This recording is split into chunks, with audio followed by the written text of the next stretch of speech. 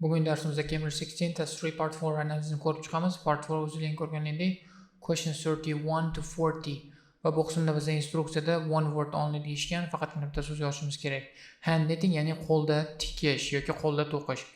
Va bu qismda birinchi navbatda subhandlarga qarab olishimiz kerak. Interest in knitting, benefits of knitting, early knitting. Chunki ularning orasida 3-4 sekund, 5 sekundgacha pauza bo'ladi. Savollarni o'qib olishimiz kerak. Birinchi marta ma'lumotni o'qigan holda biz o'zimizda tushuncha hosil qilib olishimiz kerak bu nima haqida. Knitting has a long history around the world. We imagine someone like someone knitting. Demoqchimda qanaqadir odam, someone like a child, someone like an adult, a man, a woman ko'ramiz. Odam bo'lish kerak. Ago knitting was expected to disappear. Demoqchimda qancha vaqtdir oldin knittingni to'qishi yo'qolib ketadi deb o'ylashgan ekan. 50 years ago, 500 years ago, 5000 years ago, we'll find ko'ramiz. Faqatgina yer. Yo'q, unaqa bo'lmas ekan. Chunki qarang, o'z ko'rganingizdek, bu qismda one word faqatgina bitta so'z yozib qo'yishdi. 50 desak, bizga 50 years ikkita so'z bo'lar ekan. Bizda faqatgina bitta so'z bo'ladi.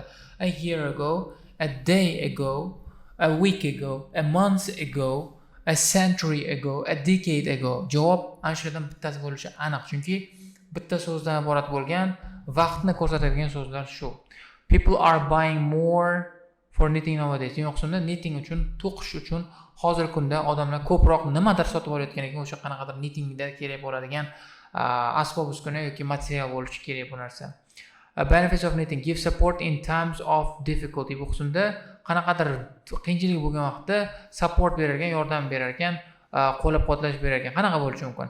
Mental difficulty, spiritual difficulty, financial difficulty bo'lishi mumkin. Moliyaviy jihatdan qiynalganda sotish mumkin o'sha narsalarni.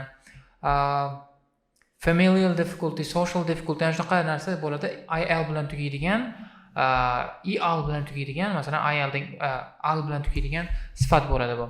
Requires only some kind of skills and little money to start. Demoqchimda faqatgina ozgina pul kerak bo'lar ekan yoki qanaqadir skilllaringizni talab qilar ekan. Qanaqa skill bo'lishi mumkin? Mental skills, motor skills, financial skills, critical skills, cognitive skills, qanaqadir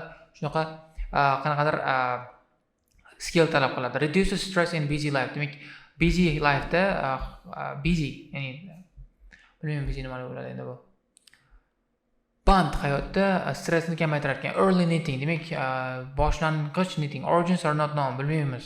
Boshlang'ich qismini bilmaymiz. Findings show early knitted items to be in shape. Demoqchimda ko'rsatadiki, masalan, findinglar ko'rsatadiki, открытиялар ko'rsatadiki, boshlang'ich knit narsalar, masalan, to'qilgan narsalar qanaqadir shakli boshqacha bo'lgan ekan. Qanaqa bo'lishi mumkin? Shakl bo'lishi kerak. Oval, round, square, triangular, like bo'lishi mumkin. Circle, shunaqa narsa bo'ladi endi bu. Shape ni anasi bo'ladi.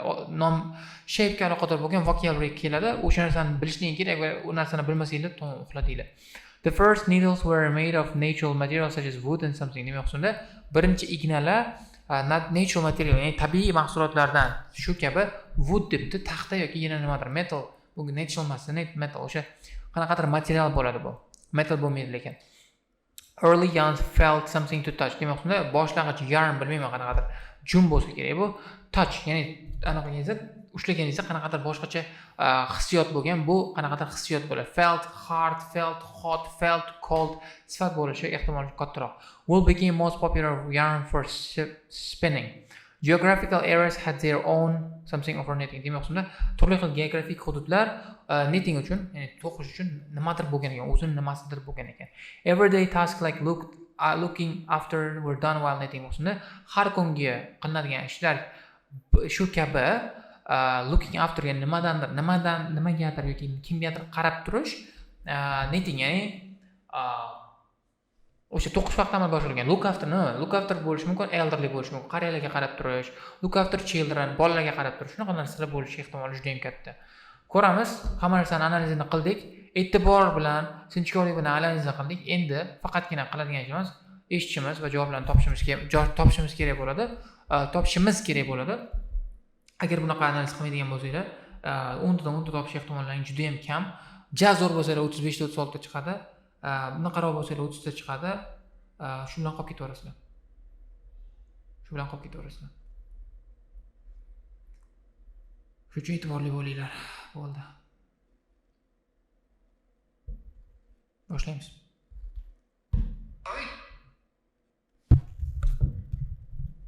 That is the end of part 3. Bu part 3 da. You now have half a minute to check your answers to part 3.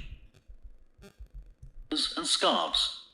First, you have some time to look at questions 31 to 40. 30 gacha boshlaymiz o'qishni.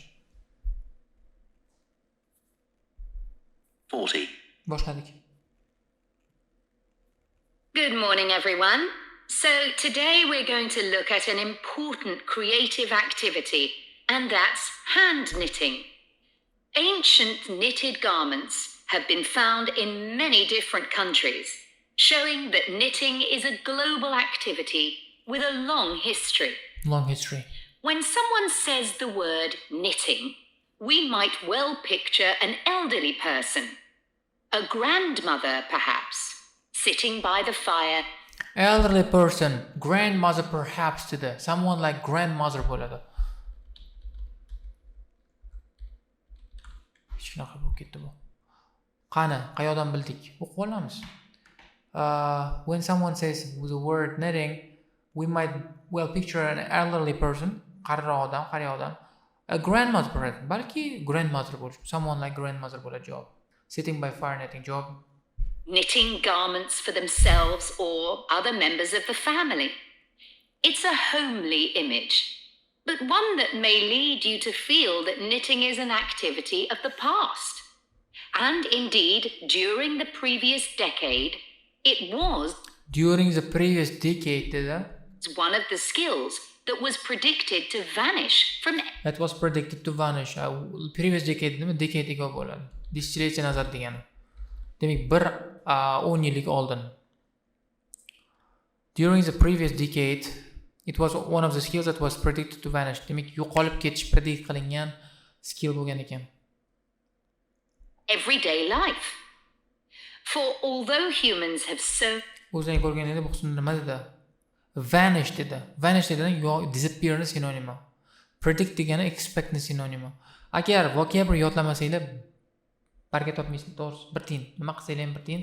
O'shuning uchun ham iltimos har bitta narsada qilayotganingda vocabulary yodlashga harakat qilinglar. Chunki hozirgi kelayotgan 70-80% o'quvchi andangasa bo'ladi va vocabulary yodlagisi kelmaydi. Yodlamadinglar bo'ldi. Baraka topmaysizlar. Bo'ldi, men gapim shu edi. and knitted their own clothing for a very long time. Many of these craft-based skills went into decline when industrial machines took over, mainly because they were no longer passed down from one generation to another. However, that's all changing, and interest in knitting classes in many countries is actually rising, as more and more people are seeking formal instruction in the skill.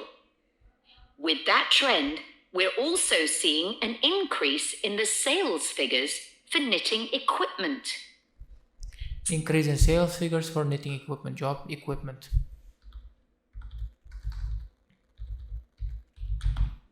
Equipment. So, why do people want to be taught to knit at a time when a machine can readily do the job for them? The answer is that knitting as a handicraft has numerous benefits for those doing it. Let's consider what some of these might be. Before equipment ko'ra olishimiz kerak. Changing interest in knitting increase in many countries is actually rising. More people are seeking formal instructions. With that trend, we're also seeing an increase in the sales figures for knitting equipment, job. While many people knitted garments in the past because they couldn't afford to buy clothes, it's still true today that knitting can be helpful if you're experiencing economic hardship. Economic hardship dedi. Javob financial deb o'ylardim, lekin javob economic ekan. Bir xil narsa. Moliyaviy jihatdan qiynalayotgan bo'lsak, yordam beradi. Hope many people knitted the garments in the past because they couldn't afford to buy clothes. It's true today that knitting can be helpful if you're experiencing economic hardship. Job, hardship, difficulty ni sinonimi. Bo'ldi, ekonomik javob bo'ladi. If you have several children who all need warm winter clothes, knitting may save you a lot of money. And the results of knitting your own clothes can be very rewarding, even though the skills you need to get going are really quite basic, and the financial outlay is minimal. Skills are basic dedi, financial outlay is minimum dedi. Javob qisqasi basic. U men o'ylaganimdek bo'lmasa kerak, lekin qisqasi basic skills dedi javob. O'qib olasiz. Very rewarding, so the skills you need to get going are really quite basic and financial outlay is minimal. Javob basic. But the more significant benefits in today's world are to do with well-being. In a world where it's estimated that we spend up to 9 hours a day online, doing something with our hands that is craft-based makes us feel good. It releases us from the stress of a technological, fast-paced life.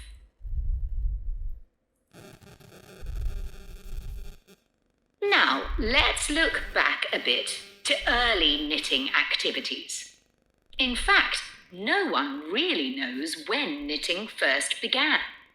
But archaeological remains have disclosed plenty of information for us to think about. One of the interesting things about knitting is that the earliest pieces of clothing that have been found suggest that most of the items produced were round rather than flat. Round rather than flat in shape. Round. Aylana bo'lgan. Well, that have been found suggest that most of the items produced were round rather than flat. Discoveries from the 3rd and 4th centuries in Egypt show that things like socks and gloves that were needed to keep hands and feet warm were knitted in one piece using 4 or 5 needles. That's very different from most knitting patterns today, which only require 2. What's more, the very first needles people used were hand-carved out of wood and other natural materials, like bone, whereas... And other natural materials like bone, bo'ldi javob, bone. Well, what's more, the very first needles people used were hand-carved out of wood and other natural materials like bone. Jawab bone. Today's needles are largely made of steel or plastic and make that characteristic clicking sound when someone's using them. Ancient people knitted using yarns made from linen, hemp, cotton, and wool. And these were often very rough on the skin. These were very often rough on the skin. Demak, dag'al bo'lgan. Rough, felt rough. O'qiymiz. These were all linen, these were often very rough on the skin. Demak, g'alati dag'al tuyulgan. Wheel, which allowed people to make finer yarns and produce much greater quantities of them, led to the dominance of wool in the knitting industry, often favoured for its warmth. Another interesting fact about knitting is that because it was practiced in so many parts of the world, for so many purposes, regional differences in style developed. Regional differences in style developed, or their own style of knitting. Style, regional differences in style developed. Javob stil. Stil bo'lgan o'zini. For so many purposes, regional differences in style developed. Javob style, stil. This visual identity has allowed researchers to match bits of knitted clothing that have been unearthed over time to the region from which the wearer came, or the job that he or she did. As I've mentioned, knitting offered people from poor communities a way of making extra money while doing other tasks. For many centuries, it seems, men, women, and children took every opportunity to knit, for example, while watching over sheep, walking to market. While watching over sheep dedi. Looking after sheep bo'ladi javob. Qo'ylarga qarab turgan vaqtda net qilgan ekan. For many centuries it seems men, women, children took every opportunity to knit, for example, while watching over sheep. Demak, watch over qismida look after sinoni. Walking over to market qisasi javob sheep bo'ladi. Hamma savollarga javoblarni berdik. Javoblarni circle qildik, ularga yordamchi, ularni tushuntirishga harakat qilgan qismlarni underline qildik. Biror narsani tushunmagan bo'lsanglar, bu faqatgina bitta sababli.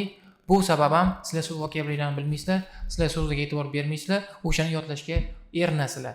Agar listeningizni oshirmoqchi bo'lsangiz, so'z yodlaysiz. Agar so'z yodlamoqchi bo'lmasangiz, o'zingiz bilasiz, qolib ketavering o'zingizlar. Muammo bo'ladigan bo'lsa, kommentlarda qoldiringlar. Sizlar bilan keyingi darsda ko'rishguncha xayr, bye bye.